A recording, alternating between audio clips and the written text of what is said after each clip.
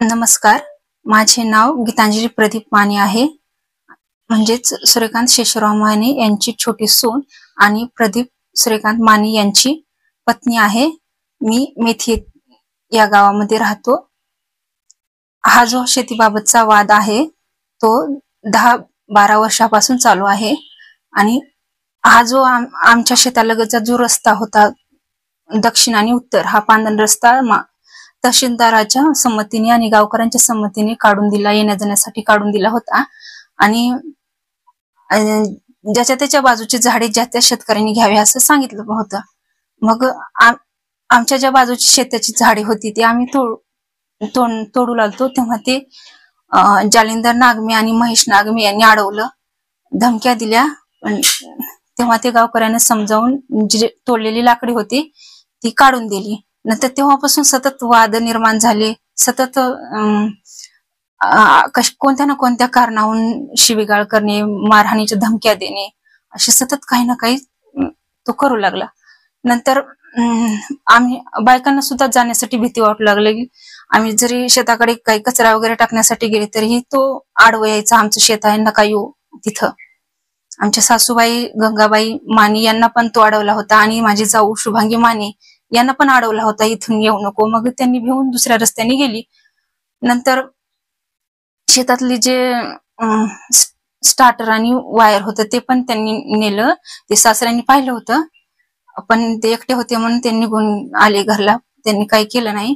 नंतर आमची चंदनाची झाडे होती 2, ते पण त्यांनी तोडून नेली शेत. आणि दुसऱ्या दिवशी गावकऱ्यांना जमा केलं तर तोच कुऱ्हाड घेऊन सासऱ्यांच्या अंगावर येऊ लागला, म्हणजे धमक्या देऊ लागला काही. मग आणि आम्ही शेताला कुंपण करत होतो, जंगली पशूंपासून संरक्षण. कुंपण आम्ही जेव्हा करत होतो तेव्हा आडवा आला, नाही करायचं, माझं शेत आहे इथं. आणि त्या रोजगारांना पण धमकी देऊ लागला, बघा तुम्ही केलं तर माझ्यासारखं वाईट नाही म्हणू लागला. मग तरीही आम्ही तसंच केलं तर तो 10-50 पोलं मोडून टाकला. मग नंतर मोडून टाकल्यास बी आम्ही नंतर केलो, तारही ओढून घेतला. तारा सहित ओढलं तरीही त्यांनी खांब मोडून टाकले, कारण पुरावे आहे, माझ्याकडे फोटो आहे, आणखी तसेच आहेत तार. आम्ही काही हे केलं नाही, म्हणजे दुरुस्त देखील केलं नाही, तसंच ठेवले ते तार. मग असे शेतीमुळे जास्त झाडे आहेत आमच्या शेतीच्या, पाणी पावसामुळे जे पडले झाड, तर तो हात लावू देणार झाला झाडाला, डायरेक्ट दगडफेक करू लागला. आम्ही पेरणार तसंच ठेवले, रान तसंच लाकूड आहे. कितीही शांत बसलं तर तो सतत असंच हे करू लागला, कितीही त्रास देऊ लागला. जाऊ द्या, कशाला नादाला लागायचे म्हणून कितीही जरी सहन केलं तर त्यानं त्याच्या धमक्या देणं किंवा त्रास देणं त्याचा चालूच राहिला. कधीच इतके दिवस 10-15 वर्ष झालं चालू आहे त्रास. मग तरीही आम्ही काहीच नाही, गपचूप. जरा त्या झाडाच्या बाजूला गेले की गर्दा, शिव्या करायचा, दगडफेक करायचा, शिवीगाळ करायचा. मग आता जे आमचे येण्या जाण्याची वाट आहे, शेताला जनावरे जातात, आम्ही जातो, तर तिथं जेसीपी आणून जेसीपी लावला त्याने, खंदू लागला. मग सासरे गेले, का बरं खंदालाच बाबा? मग ते मला येण्या जाण्यासाठी पाणी यायले त्रास व्हायला म्हणून मी खंदाला म्हणले. त्यांनी म्हणले आमची येण्या जाण्याची वाट आहे, मी नाली काढतो, पाईप काढतो, तुला नाली पाईप टाकून मग हे करतो. तरी असं समजूतदारीने बोलला. तोपर्यंत त्याच्या गळ्यामध्ये टॉयल होतं, तो टॉयलानं आवडला तुझा, म्हणजे फाशी देऊन तुला मारून टाकतो असे म्हणू लागले. तरीही त्यांनी तेवढंही केलं तर सासऱ्यांनी काहीच म्हणले नाही, मी असं करू नको, मी माझं वय झालेलं आहे, तू मला ऐकत नाहीस, मी पाईप आणतो आणि राहून तुला पाण्याची माझं सोय करतो. तरी तसं केलं. मग तेव्हा मी गावकऱ्यांनी सगळीकडे हिंडले गावगावमध्ये, तरी पण गावकऱ्यांनी पण ऍक्शन घेतली नाही. आणि जेवढी मी सांगितले एवढं केलं तेवढं, सगळ्यांचे पुरावे आपण पोलीस स्टेशन अर्ज दिलेत, पण पोलीस स्टेशन सुद्धा फक्त यायचे, बघून जायचे, त्यांनी काय ऍक्शन घेतली नाही. मग नंतर आता ज्या दिवशी हा झाला सगळा प्रसंग, त्या दिवशी आम्ही झाडं तोडण्यासाठी माणसं बोलवली होती, कारण ते पावसामुळे त्रास होलेले, झाडे पडायत म्हणून ते झाडे तोडून आम्ही कुंपण करणार होतो. तर झाडे तोडत असताना तो महेश जालिंदर नागमे आला आणि त्या लाकूड जे तोडू लागलं त्याला म्हणला, तू कस काय तोडालास? मग ह्या माझे पती आणि दीर यांनी म्हणलं, ते आम्ही तोडायला आलो, आम्हाला कुंपण करायचंय, तुझं काय इथं म्हणले. तरी पण तो लगेच या तुमची एकाएकाची बघतो म्हणून कत्ती उजारला माझ्या पतीच्या मानेवर.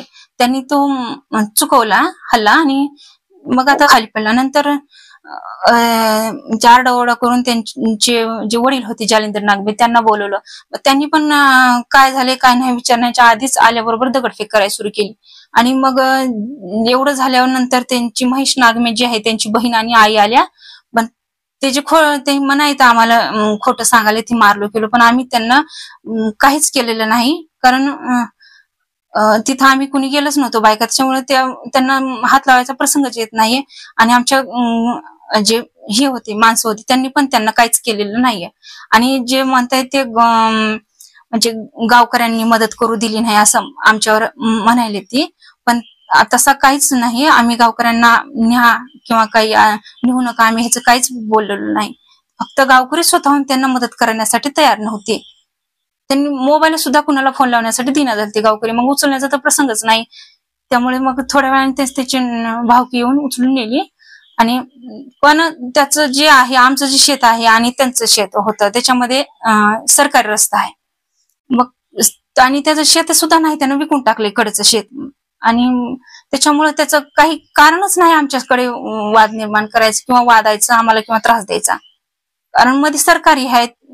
आमचे सासरे म्हणले ना हे जे रस्ता आहे सरकारी मोठा होता म्हणला किती राहू दे आम्ही सरकारनं येऊ दे आम्ही सरकारला देऊ म्हणायत, किती असू दे सरकारच्या गावच्या संमतीने जेवढा असेल तेवढा घेऊ जात.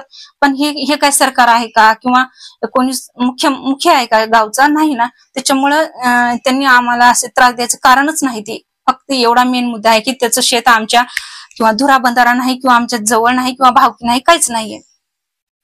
फक्त आमचं जे आहे ते सरकारी रस्ता आहे मध्ये आणि त्याचं एका बाजूला आहे आणि आमचं दुसऱ्या बाजूला आहे. पण त्याचं कारण भांडण्याचं काहीच कारण नाही किंवा त्याच्याकडून शेत घेतलेलं नाही आमचं काय नाही, कवा घेतलंय ती माहिती नाही.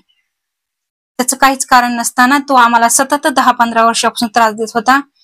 संबंधित अधिकाऱ्यांनी किंवा आणि प्रशासनाने सत्यता तपासून सगळी चौकशी करून आम्हाला न्याय मिळवून द्यावा. आणि जे आमच्यावर जे आरोप लावलेत ते सगळे चुकीचे आहेत, एकही खरा नाही. आवाज बहुजनांचा.